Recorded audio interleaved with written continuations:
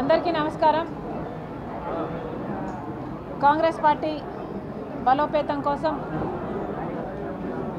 East Godavari జిల్లాలో Congress party నాయకుల కార్యకర్తల విస్తృత స్థాయి సమావేశం ఈరోజు ఏర్పాటు చేసుకోవడం జరిగింది.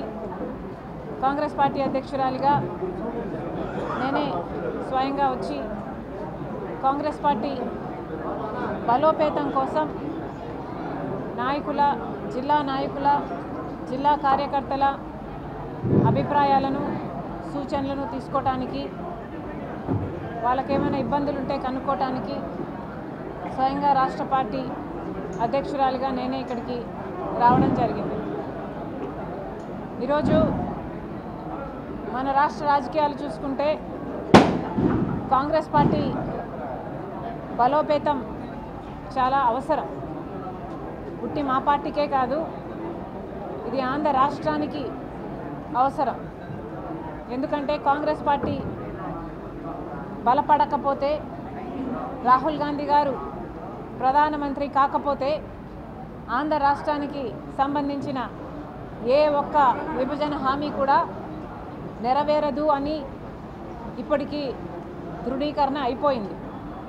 11 సంవత్సరాలుగా బీజేపీ పార్టీ అధికారంలో ఉంది. మోడీ ప్రధానమంత్రిగానే ఉన్నారు. ఇక ఇప్పుడైతే చంద్రబాబు గారు తన భుజానే మోస్తున్నారు. అయినా కూడా ఆంధ్ర రాష్ట్ర ప్రజలకు మేలు చేయాలి అని సోయి ఇప్పటికి కూడా లేదు. నిజానికి ఆంధ్ర రాష్ట్ర ప్రజలు ఓట్లేస్తే ఆ ఎంపీల చేత ఆ బలం చేత ఇప్పుడు మోడీ గారు ప్రధానమంత్రిగా కూర్చొని ఉన్నారు.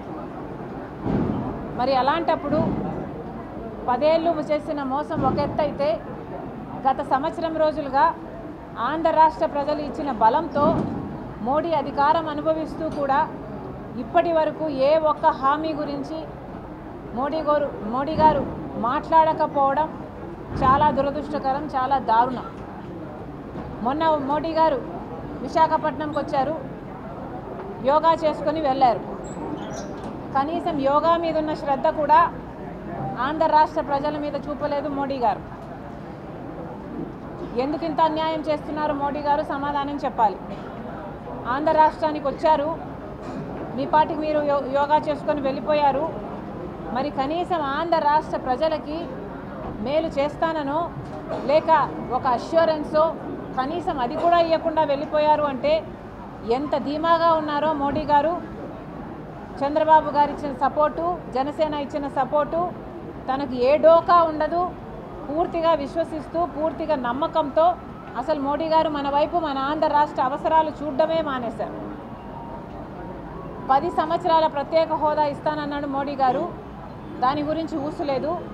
పోలవరం ప్రాజెక్టు 45 మీటర్లో కట్టాల్సి ఉంటే దాని నీటి నిల్వ కేవలం 41 మీటర్లకే దాన్ని కుదించి అట్లయితేనే మేము ఫండ్స్ ఇస్తామన్నట్టుగా పార్లమెంట్లో ఫండ్స్ అప్రూవ్ చేశారు. పార్లమెంటులో వైసీపీ ఎంపీలు కానీ, టీడీపీ ఎంపీలు కానీ, జనసేన ఎంపీలు కానీ ఏ ఒక్కరు, బీజేపీ ఎంపీలైనా ఏ ఒక్కరైనా, ఆంధ్ర రాష్ట్రానికి చెందిన ఏ ఒక్క ఎంపీ అయినా పోలవరం ప్రాజెక్టు 41 మీటర్ల నీటి నిల్వ చేస్తే ఇది లిఫ్ట్ ఇరిగేషన్ ప్రాజెక్ట్ అవుతుంది అని ఒక్కరంటే ఒక్కరు ధైర్యం చేసి మాట్లాడలేకపోయారు. ఇంత దారుణం ఆంధ్ర రాష్ట్రానికి జరుగుతున్నా ఇంతమంది ఎంపీలు ఉండి కూడా, ప్రజలు గెలిపించి కూడా ఈరోజు పోలవరంకి కళ్ళ ముందరే అన్యాయం జరుగుతున్నా ఏ ఒక్క పార్టీ స్పందించడం లేదు, వైసీపీతో సహా. రాజధాని కట్టియాల్సిన బాధ్యత కేంద్రానిది, కానీ ఇప్పటి వరకు అప్పులే ఇస్తున్నారు తప్పితే రాష్ట్రానికి చేసిన మేలు ఒక్కటి కూడా లేదు. ఈ అప్పంతా మళ్ళా మన బిడ్డల నెత్తిన పడుతుంది. మరి దానికి మోడీ గారు ఏం సమాధానం చెప్తారో అసలు ఊసే లేకుండా పోయింది. విశాఖపట్నం స్టీలు ప్రైవేటైజేషన్ అయిపోతుందేమోనని ఇప్పటికీ కూడా అక్కడ వాళ్ళు బిక్కుమంటే బతుకుతున్నారు. వాళ్ళ మెడ మీద కత్తి పెట్టినట్టు మొన్న కూడా 4000 మంది ఉద్యోగాలను తీసేశారు. మరి ఇలా ఒక్క సమస్యను కూడా అడ్రస్ చేయకుండా మోడీ వచ్చాడు, యోగా చేసుకొని వెళ్ళిపోయాడు.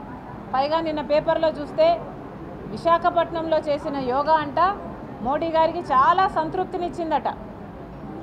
మంచిదే, మీకు సంతృప్తినిచ్చింది, కానీ ఆంధ్ర రాష్ట్ర ప్రజలకు కూడా కొంచెం సంతృప్తినిస్తే బాగుండేది కదా. ఒక్కటంటే ఒక్క అష్యూరెన్స్ కూడా ఇవ్వకుండా మోడీ గారు వెళ్ళిపోవడం నిజంగానే చాలా దారుణం. అలాంటి మోడీ గారికి, అలాంటి బీజేపీకి ఉన్న పార్టీలన్నీ తొత్తులుగా మారిపోయాయి. 5 సంవత్సరాలు జగన్మోహన్ రెడ్డి గారు గులాంగిరి చేశారు. ఇప్పుడు ఏకంగా చంద్రబాబు గారు, పవన్ కళ్యాణ్ గారు కూటమి కట్టారు. అందరూ కలిసి మోడీని ఎత్తి పట్టుకున్నారు. ఆ బలంతో ఈరోజు మోడీ విర్రవీగుతున్నాడు.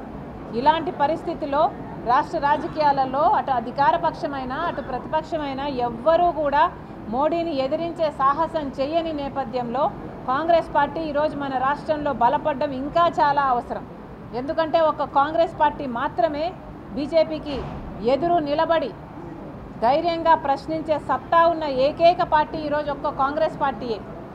కాబట్టి ఈ పార్టీని బలోపేతం చేసుకోవడం మా బాధ్యతే కాదు, కార్యకర్తల నాయకుల మా బాధ్యతే కాదు, ఈ రాష్ట్రానికి అవసరం కాంగ్రెస్ పార్టీ.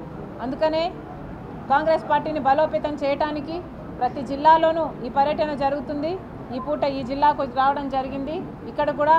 ఇక్కడ ఉన్న నాయకుల, కార్యకర్తల సమస్యలను విని వాళ్ళ అభిప్రాయాలను సేకరించి త్వరలోనే కాంగ్రెస్ పార్టీ పూర్తి స్థాయిలో జనంలో పోరాటాలు చేసి కాంగ్రెస్ పార్టీ నిజాయితీని ప్రజల ముందు పెట్టి మిగతా పార్టీల అన్యాయాలను అక్రమాలను ఇవన్నీ కూడా ప్రజలకు వివరించి కాంగ్రెస్ పార్టీని బలోపేతం చేసుకునే దిశగా ఈరోజు ఈ కార్యక్రమానికి నాంది పలుకుతున్నాం. Thank you.